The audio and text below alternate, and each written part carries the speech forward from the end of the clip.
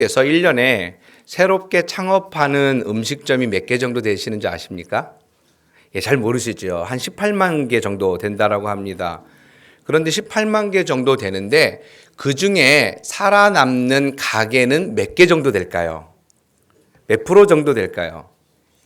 예, 10%가 조금 더 돼서 2만 개 정도가 살아남는다라고 합니다.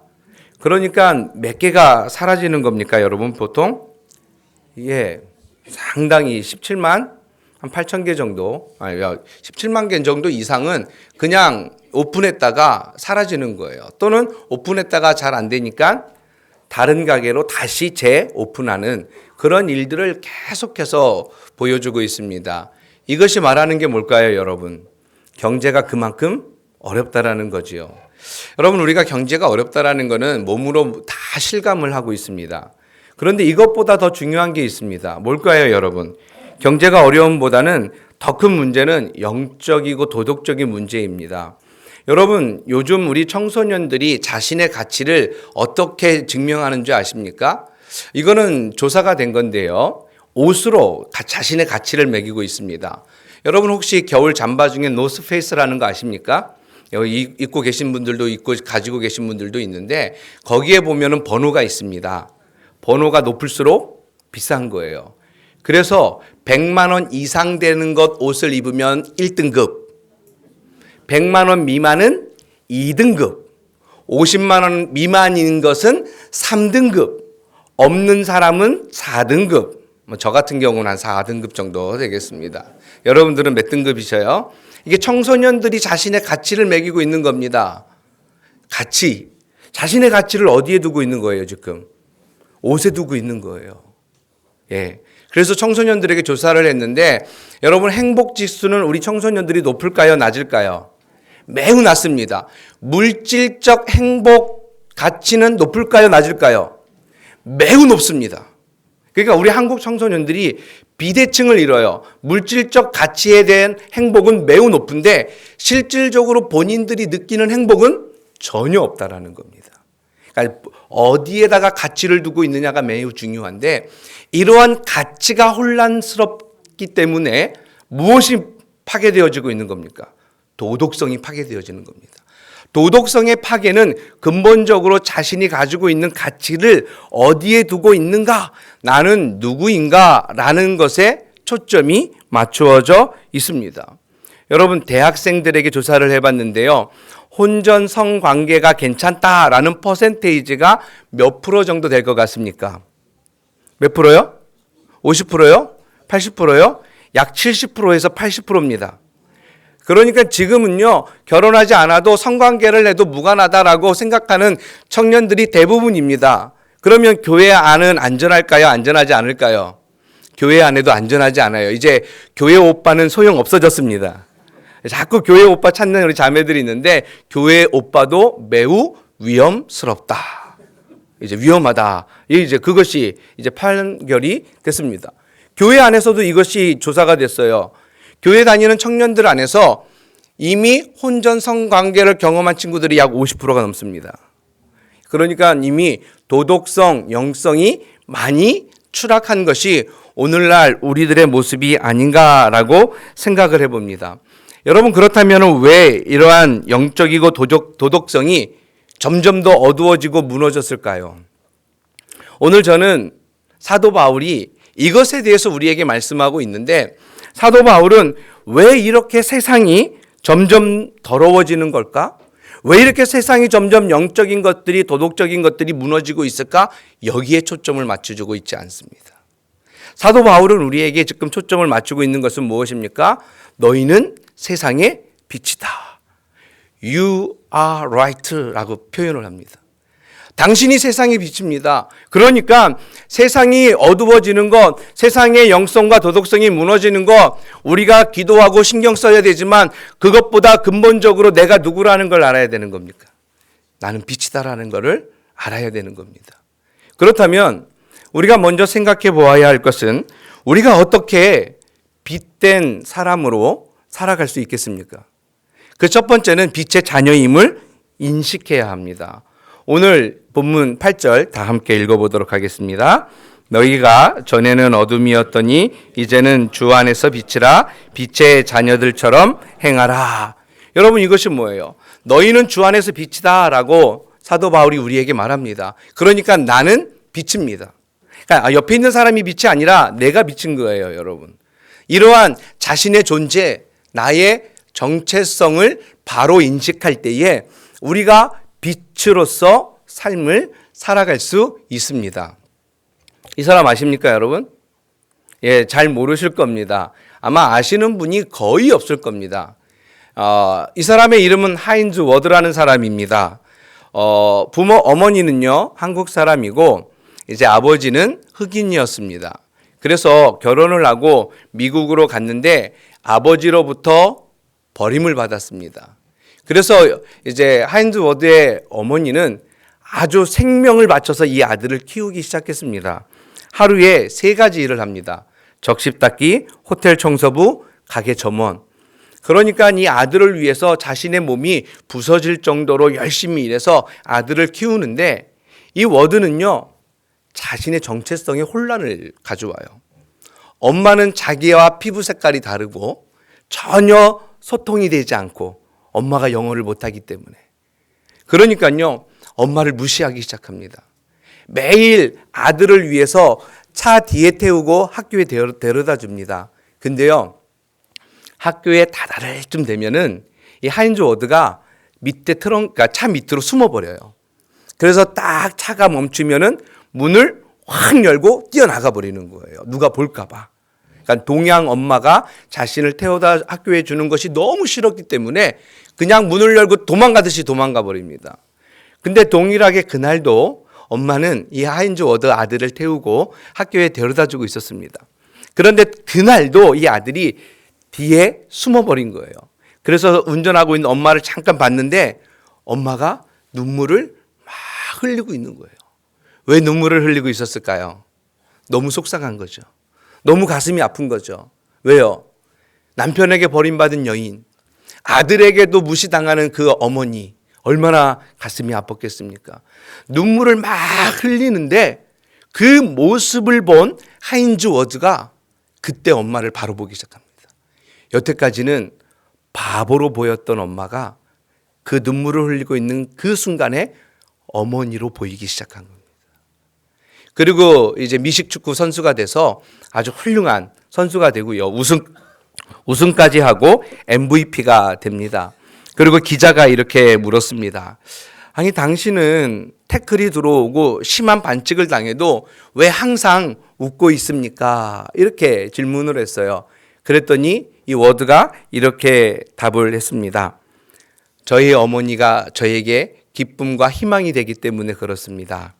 내가 누구인지 결코 바꿀 수 없으며 나는 절반이 한국인임을 축복으로 생각합니다. 그러니까 그가 웃을 수 있었던 동기는 무엇이었을까요?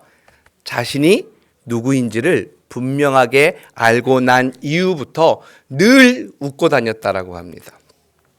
심한 태클이 들어와도 누군가가 자기를 해롭게 해도 늘 얼굴은 웃고 있었다라고 그렇게 답을 했던 겁니다. 여러분 어떻습니까? 여러분은 누구이십니까? 여러분이 빛이라는 사실을 알고 계시잖아요. 그런데 알고 있다라는 것이 나의 존재와 가치를 증명하는 게 아니라는 겁니다. 그것은 시작에 불과한 거죠. 내가 빛이라는 것을 아는 것은 나의 존재를 알리는 시작일 뿐이지 아직까지는 빛이 완벽하게 된 것이 아니라는 겁니다. 오늘 사도 바울이 우리에게 여러분들은 빛의 자녀들처럼 행하십시오라고 말하고 있습니다. 그 행한다라는 것의 출발은 내가 누구인지, 내가 빛의 자녀인지 정확하게 인식하지 못하면 빛으로서 삶을 살아갈 수가 없습니다. 그래서 사도 바울이 오늘 선언하는 이 선언, 너희가 전에는 어둠이었더니 이제는 주 안에서 빛이라.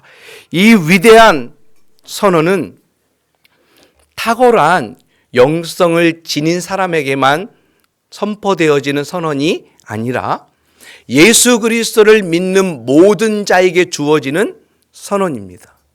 이미 여러분들과 저는 예수 그리스도를 믿은 사람들입니다. 그렇기 때문에 우리는 신분의 변화를 가져왔습니다. 예수 그리스도를 믿기 이전에는 우리는 어두운 사람이었지만 예수 그리스도를 믿고 난 뒤에 우리는 어떤 사람이 된 겁니까?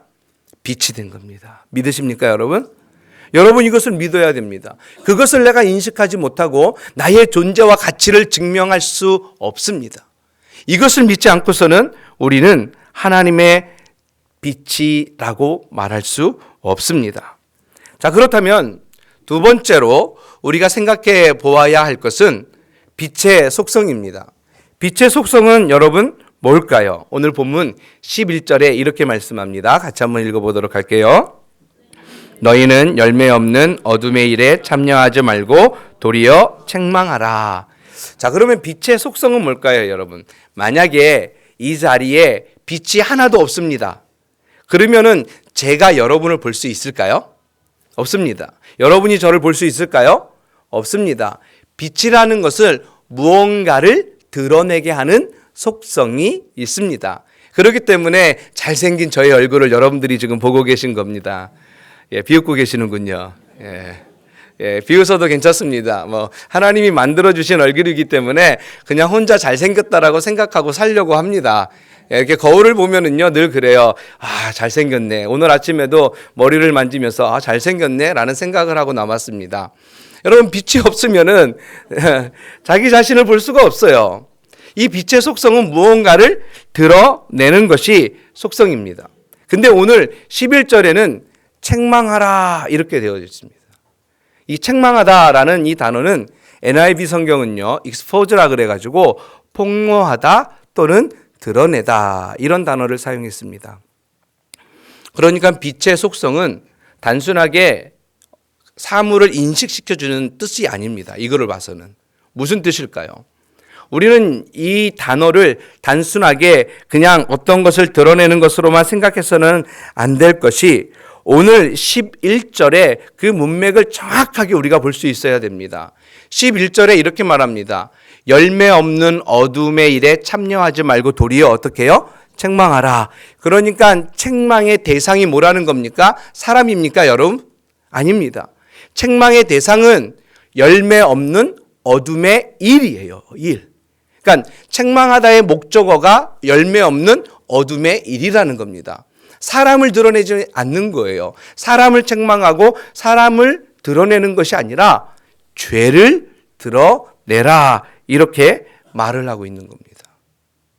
때로는 우리는 이렇게 책망할 때가 있어요. 사람을. 뭔가 조금 잘못하면 어떻게 사람을 책망합니까? 저 사람 근본이 안 됐어. 그렇죠. 그럴 때가 있잖아요. 그리고 저 사람은 배우지 못해서 그래. 정말 안 될 사람이네. 누구를 우리는 책망합니까? 사람을 책망할 때가 많죠. 그러나 사도 바울이 오늘 책망하라고 말하고 있는 것은 사람이 아니라 죄라는 겁니다. 죄. 죄를 드러내고 죄를 폭로해라. 이렇게 말하고 있는 겁니다. 여러분, 사람을 드러내고 사람을 폭로했을 경우 어떤 일이 발생합니까? 마음이 상하게 돼요. 사람을 손가락질하게 되면 마음이 상해서 어떻게 돼요? 결국 큰 상처를 받고 공동체를 떠날 수가 있습니다. 그렇기 때문에 우리는 사람을 폭로할 것이 아니라 죄를 드러내고 죄가 사라지도록 빛의 사람이 되어야 합니다. 그렇다면 여기서 말하는 열매 없는 어둠의 일은 무엇일까요, 여러분? 12절에 이렇게 말씀하고 있습니다. 그들이 은밀히 행하는 것들은 말하기도 부끄러운 것들이라. 12절에 이렇게 말하는데요. 오늘 한글 성경에는 번역되지 않은 한 단어가 있습니다. 가르라는 단어인데 이 단어 헬라어 가르는 왜냐하면 무엇 때문이다 라는 뜻입니다. 그래서 12절 앞에다가 왜냐하면이라는 이 단어를 집어넣고 다시 읽어봐야 합니다. 11절에 뭐라고 이야기합니까? 폭로해라. 열매 없는 어둠의 일들을 폭로하라. 왜냐하면 그들이 은밀히 행하는 것들은 말하기도 부끄러운 것들이다. 그러니까 은밀하게 행하는 죄들, 그런 부끄럽고 추한 행위들, 이런 것들을 어떻게 해요? 드러내라. 이렇게 말을 하고 있는 겁니다. 그렇다면 은밀히 행하는 건 뭐예요? 음란, 정욕, 술 취함, 방탕, 향락, 우상 숭배 이런 것들이라는 겁니다. 제가 서울에 있을 때에 대학부 겨울 수련회를 하고 있었습니다. 이제 막 설교를 하고 있는데 계속 제 핸드폰으로 벨이 울리는 겁니다. 받을 수가 없잖아요. 계속 껐어요. 근데 계속 울려요. 근데 이름이 저희 대학부 친구였어요. 형제였어요. 20살 막 이제 올라온 20살 형제였는데, 그래서 이제 예배가 다 마치고 너무나 급한 것 같아서 제가 전화를 했습니다. 그래서 전화를 했는데 이 친구가 전화를 받자마자 막 우는 거예요. 목사님 하면서 진짜 대성통곡을 하면서 막 울어요. 그래서 우선은 좀 우는 거를 자제를 시켜야 될 것 같아서 왜 그러냐, 저 울음을 좀 그쳐보고 이야기를 좀 해봐라. 그랬더니 목사님, 여자친구가 임신했어요. 막 우는 거예요. 걱정이 되는 거예요. 이제 20살인데 아버지는 장로님, 엄마는 권사님. 걱정이 되니까 누구한테 전화를 할 수 없고 저한테 전화를 해가지고 목사님 어떡해요, 여자친구가 임신했어요. 막 너무나 크게 우는 거예요. 제가 그래서 어떻게 했겠습니까? 갑자기 마음에 아주 걱정이 되는 거예요. 이 친구가 병원에 가서 혹시 낙태라도 하고 막 그러지 않을까 너무 걱정이 돼가지고, 잠깐 너 기다려라, 무조건 딴 데 가지 말고 집 밖에 나가지도 말고 그냥 집 안에만 있어, 목사님이 수련회 마치고 가서 이야기를 하자 하고 이제 어느 정도 달래놨습니다. 그리고 나서 며칠 뒤에 만났습니다. 제가 뭐라고 했을까요? 이놈의 정신 나간 새끼, 그걸 못 참아가지고 여자친구를 임신을 시켜? 너 같은 놈은 죽어야 돼, 이렇게 말했을까요? 아닙니다. 그렇게 말하지 않았어요. 제가 그렇게 말하지 않고요. 그 친구가 행동한 행동이 무엇이 잘못됐는지를 하나하나 이야기했어요. 근데요, 그렇게 이야기를 하고 났는데 이 친구가 저에게 하는 말이, 목사님, 근데 웃어요. 기분이 되게 나빴어요. 좋은 얘기 해주는데 막 저를 보면서 웃어요. 비웃는 것 같기도 하고 막 기분이 나빠가지고 있는데, 목사님, 근데요, 임신 아니래요. 제가 진짜 천국과 지옥을 막 왔다 갔다 하는 느낌이었습니다. 임신이 아니래요. 여러분, 무엇을 느끼십니까? 이 시대가 빛의 사람이라는 인식은 하지만 빛으로 살아가는 사람들은 적다라는 겁니다. 좁은 문에 들어온 거는 맞는데 넓은 길을 걸어가는 사람들이 너무나 많다라는 거예요. 예수 그리스도라는 이름은 영접했지만 그 예수 그리스도가 원하는 삶을 살아가는 성도들은 너무나 적다라는 겁니다. 여러분, 그 사람을 폭로하기보다는 죄를 우리가 폭로해야 되는데, 여러분, 저는 여러분에게 이런 질문을 드리고 싶어요. 부끄러운 죄를 폭로할 수 있는 도덕적 우위에 여러분들은 서 계십니까? 정말 나 자신은 다른 사람들의 죄를 드러낼 수 있는 빛으로서 정말 하나님의 그 빛된 자로서 살아가고 있는가? 한번 우리 스스로를 점검해 봐야 되지 않을까요? 교회 지도자들은 교회 세습 문제, 재정비리, 음행 문제, 행함이 없는 가르침을 통해서 정말 빛이 없는 자처럼 살아가는 분들 많이 봅니다. 그렇다고 해서 교회 지도자들에게만 책망할 수 있을까요? 성도인 여러분들과 저는 어떨까요? 하나님의 능력을 빌려 세속적 성공을 바라고는 있지 않은 거예요.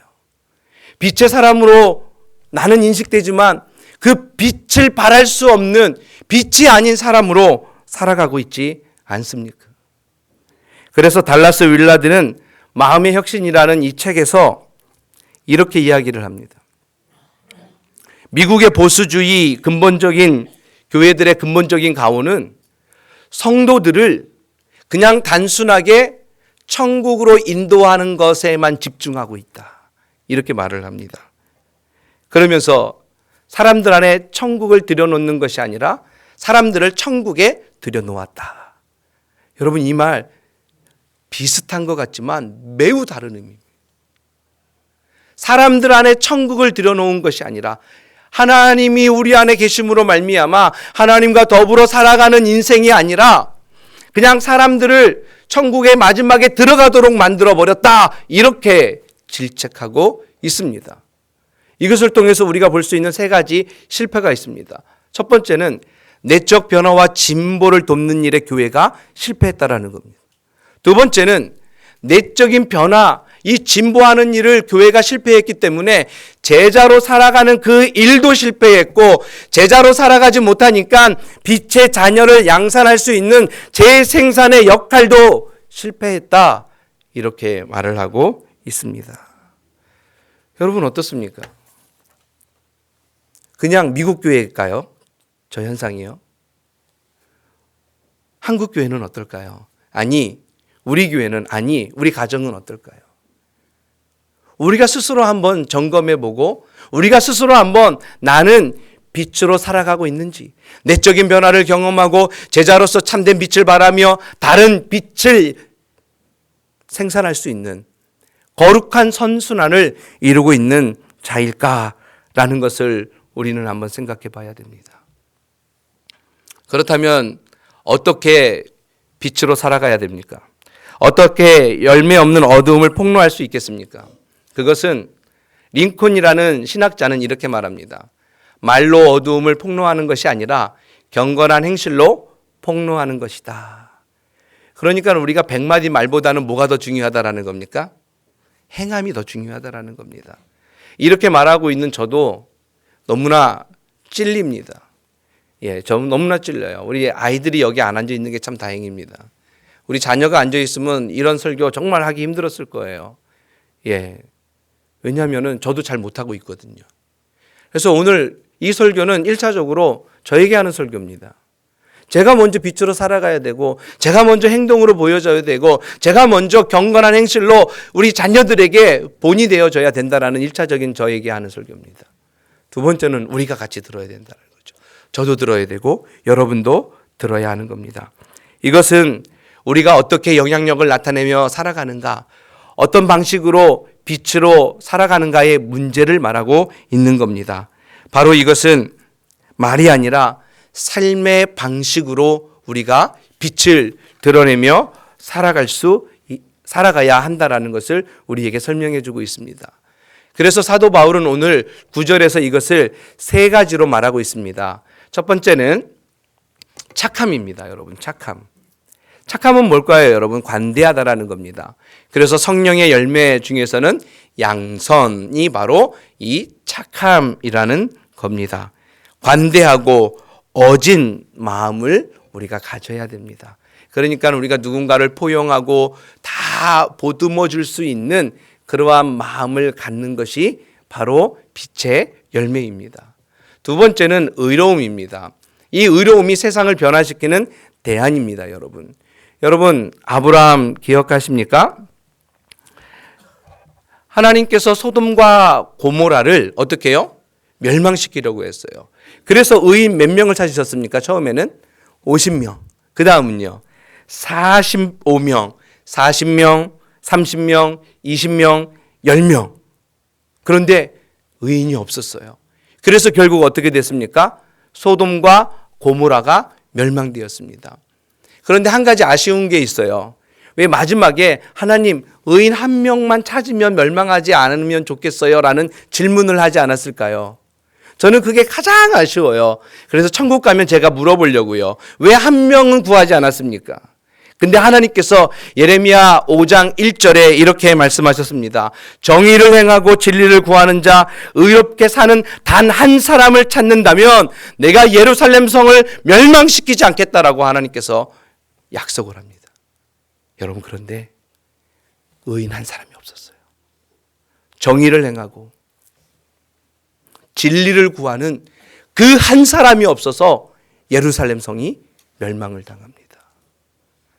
저는 오늘 이 자리에 앉아 계신 분들이 세상을 변화시킬 수 있는 의로운 한 사람이 저는 이 중에 있다라고 믿습니다. 그렇기 때문에 우리 부산 남교회가 70년의 역사 속에서 다른 수많은 교회들이 간판을 걸고 문을 열었다가 많은 교회들이 사라져가는 이 시대 속에서도 오늘 이 자리까지 하나님께서 우리와 함께 하시고 우리를 인도하시고 또 새로운 2020년을 우리에게 준비해 주신 그 단 한 가지 이유는 이 자리에 의로운 단 한 사람이 있었기 때문이라고 저는 믿습니다. 그 한 분이 여러분입니다. 그 한 분이 여러분이십니다. 아니, 더 많을 수도 있겠죠. 의로움이라는 것은 세상을 변화시킬 수 있는 가장 큰 힘입니다. 세 번째는 진실함입니다. 진실함. 여러분, 이거 진실하다라는 건 뭘까요, 여러분? 그 당시에 그 그릇 장사요, 질그릇 장사들이 많이 거짓으로 토기를 팔았다고 합니다. 어떻게 해요? 살짝 금이 가면은 그 위에다가 진흙을 살짝 더 발라서 어떻게 해요? 그것이 보이지 않게 많이 팔았다고 해요. 그것을 확인할 수 있는 방법은 뭘까요, 여러분? 그 그릇을 들어서 햇빛에 이렇게 비춰보는 거예요. 그러면 깨진 부분이 어떻게 될까요? 빛이 싹 들어가는 거죠. 예, 바로 진실함입니다. 우리 성도들은 어쨌든 진실해야 됩니다. 예, 진실해야 됩니다.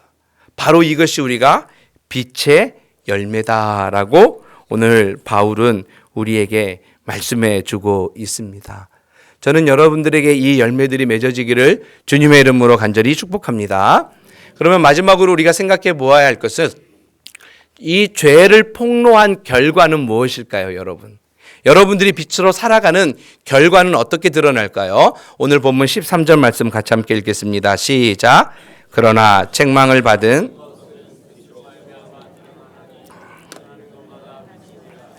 아멘. 여러분들이 제가 빛으로 살아가게 되면 어떻게 된다고요? 드러나는 것마다 빛이 된다라는 거예요. 그러니까 죄는 물러가고 은밀히 행하던 어둠의 모든 것들은 다 떠나가고 그 어두웠던 죄악들이 전부 다 뭘로 바뀐다고요? 빛으로 바뀐다라고 말씀하고 있습니다. 놀라운 변화를 가져오게 되는 거죠.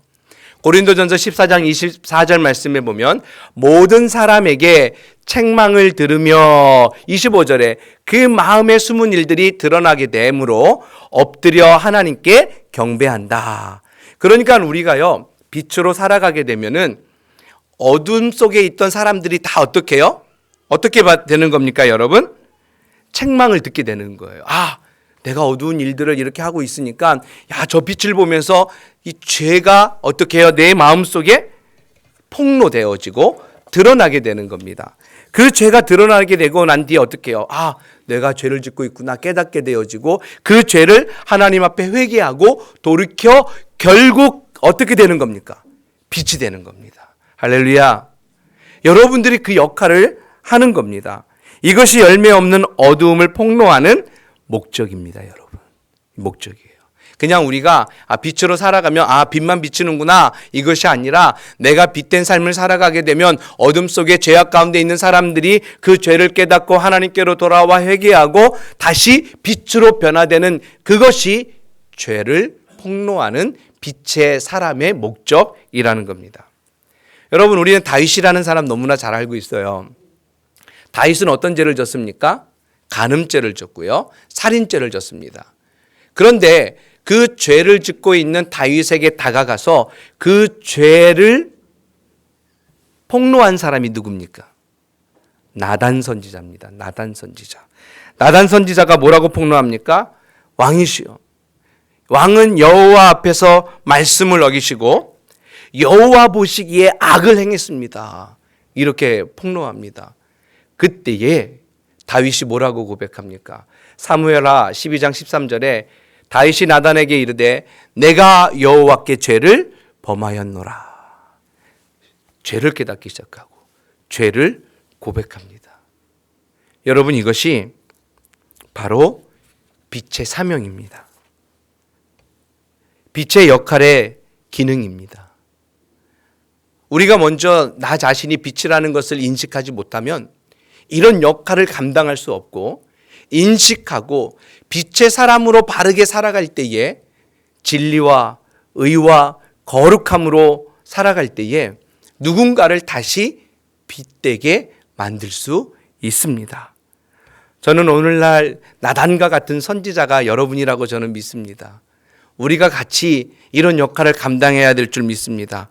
나단과 같은 선지자가 되어서 정말 우리 안에 있는 하나님께서 원하지 않는 정말 어둠의 일들을 하나하나 물리치고 하나님께서 원하시는 참된 빛의 열매를 맺어가기를 간절히 소원합니다.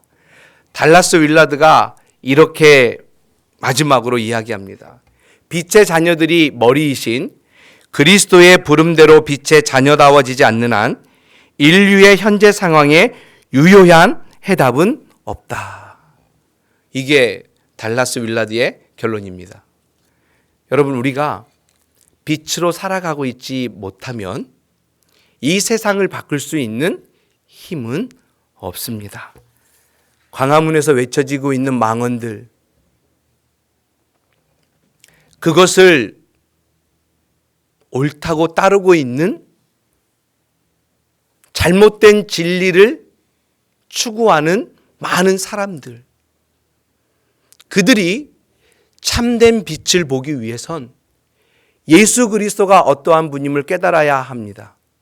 더 나아가 그들에게 그것이 잘못된 빛이라는 것, 어두움이라는 것을 우리가 전할 수 있는 방법은 내가 빛으로 살아가는 겁니다. 우리가 그동안 너무나 빛을 잃어버렸어요. 하나님께서 우리에게 광채를 주셨는데 아주 작은 빛만 비치도록 만드신 것 같아요. 우리가 만들고 있는 것 같아요. 여러분, 이것이 어두우면은요, 작은 촛불이라도 어떻게 해요? 이것을 꽉 채울 수 있듯이 내가 작은 빛이 되어서 진정 이 세상을 비출 수 있고 어두움을 물러가게 할 수 있는 그 한 사람이라는 것을 우리가 깨닫고 이 세상을 변화시킬 수 있는 거룩한 우리 교회 여러분들 한 성도가 되기를 주님의 이름으로 간절히 축복합니다. 같이 함께 기도하십시다. 이 시간에 같이 함께 기도하기 원하는 것은요,